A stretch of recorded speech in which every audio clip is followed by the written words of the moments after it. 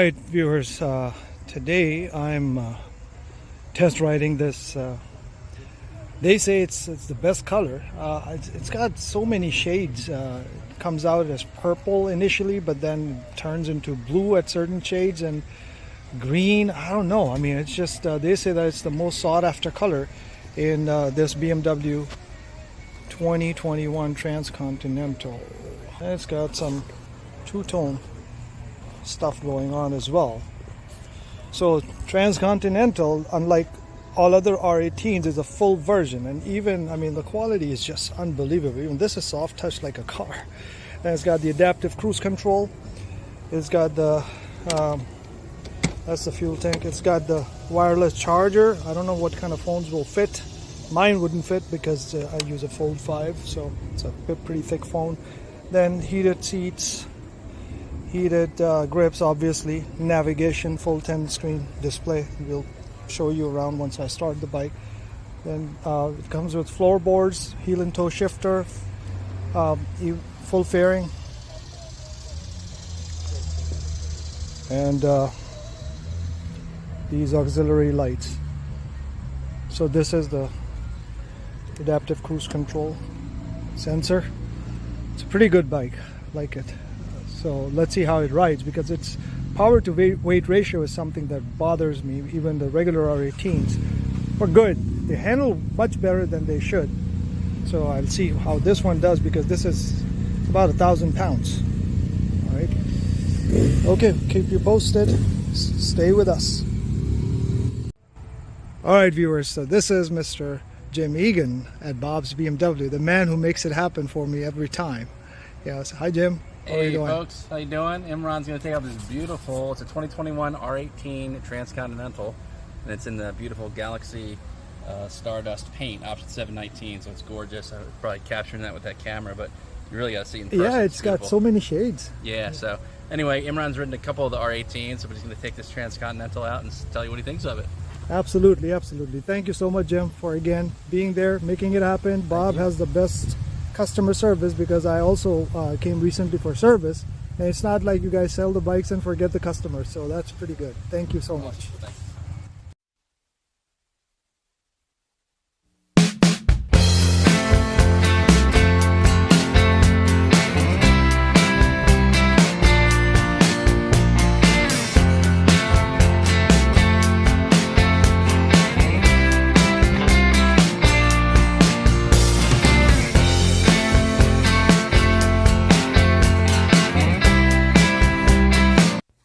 BMW R18 Transcontinental weighs about 941 pounds wet, which is no feather weight.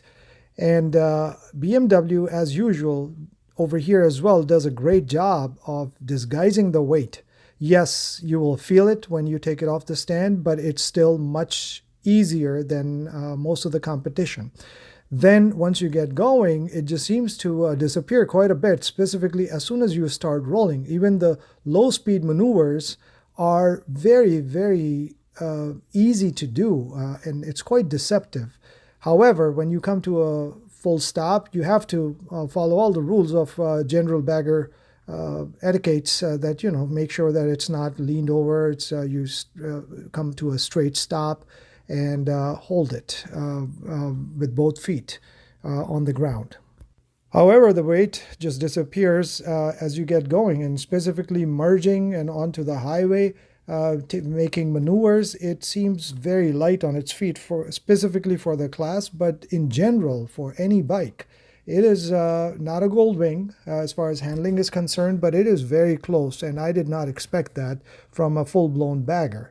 It has all the baggar traits, yet the way this bike accelerates, having only 91 horsepower and 116 foot-pounds of torque, it's nothing short of astonishing.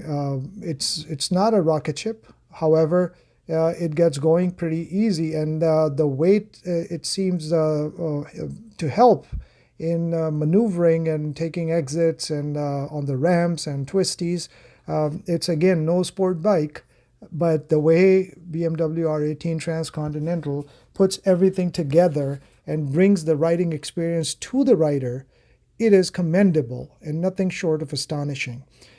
The other bigger aspect for this experience is the Boxer Twin, which is 1800cc, and it's got huge heads. So that's preference. Some people just don't like the look. I personally don't mind it because once you get going, this particular engine is really a shining star. At 91 horsepower, I am not sure how are they dynoing it, because it does not seem to have any lack of power passing through or starting off from the dead stop, or just regular highway acceleration. However, the transmission, the sixth gear, is very tall for most aspects. If you're going 70, 75 miles an hour in sixth gear, if you're under 75 miles an hour and you try to accelerate, it does not hesitate, but it does give you the impression that, yeah, you might want to downshift if you want to accelerate abruptly. But if you're in fifth gear, then you're fine. That brings us to another point, that once you go past the vibrations come between 2800 and 4500 rpm. I felt that those were the strongest, and those are the ranges generally that you would be getting into quite often. So you do have a fair bit of rpm range to go, but you don't want to accelerate to the red line because it just starts vibrating and you want to just downshift.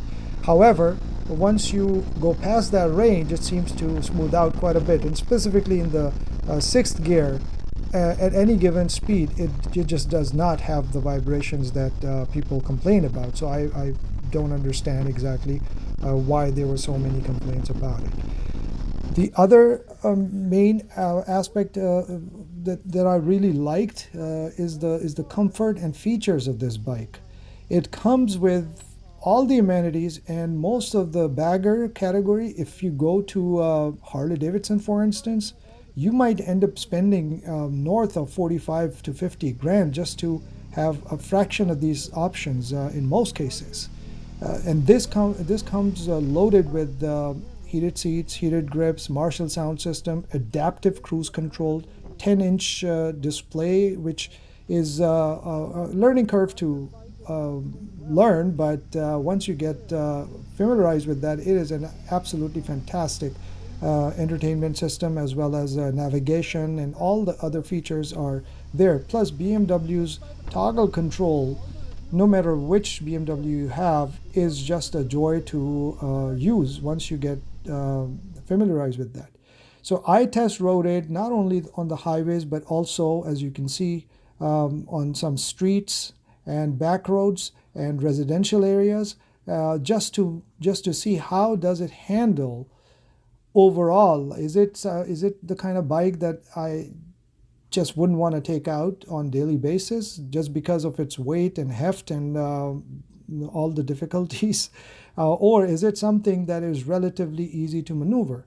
Over here, I tried to stop on a decline, and I had to make certain adjustments, taking my phone out from the pocket, and had to make a phone call.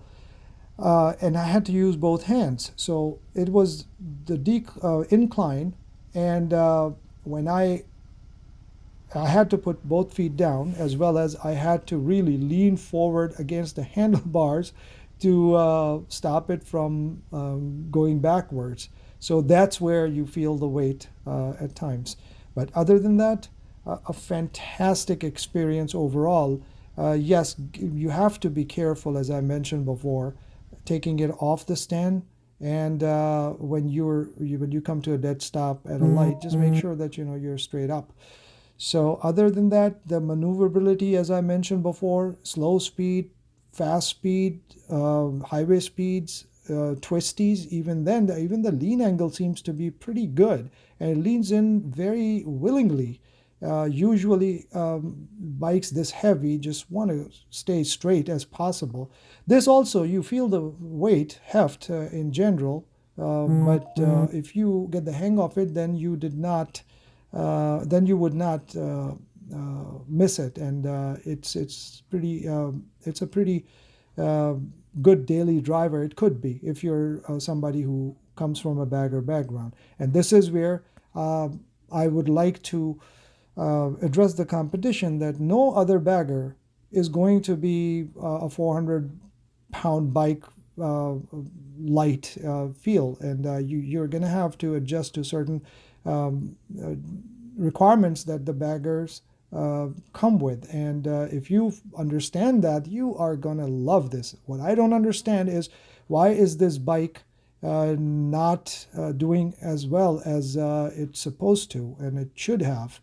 Because to me, if you're talking about the bagger traits, this has all of them, and the way this rides, I don't think there's any other bike in the market that can give you this kind of experience. Yes, you have to get used to the engine and drive shaft characteristics where, if you abruptly accelerate, the bike kind of shifts towards the right. But as you can see from these roads, I went to a variety of different roads and streets and highways just to make sure that, I am comfortable, because now when I came to ride this bike, I had no expectations, and after riding it, I think it's on top of my list.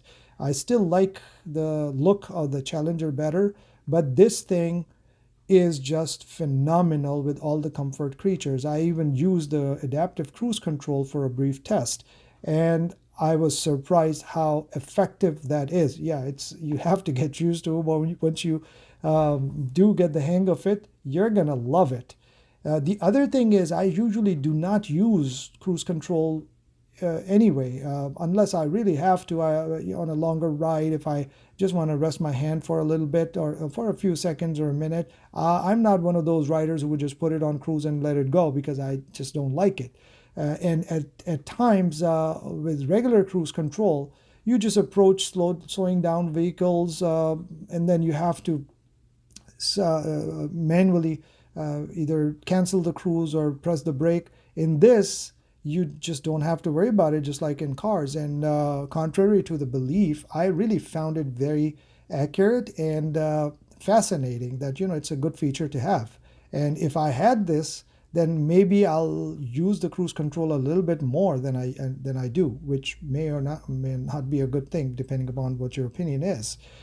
Again, viewers, you have to test ride this bike. The conclusion is, if you're a bagger person, this definitely deserves a look. And in my humble opinion, this is the best bagger. The Transcontinental I'm talking about. The rest of the R18 lineup is not as refined. And when it comes to refinement, you will not find another bike that is more refined than this. Seating position is again subjective, but I found it to be very comfortable. The floorboards, the brake lever, the rear brake lever seems to be a little bit higher than the floorboard. Found that to be distracting because I had to pre-plan in order to press the rear brake, and that's not good in a emergency situation. But the front brake is linked with the rear brake, so you can use that as well.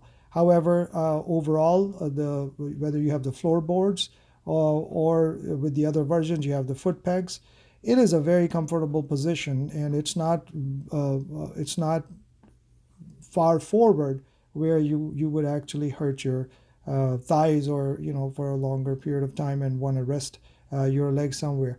I am 6 feet tall, but taller drivers might find it a little cramped.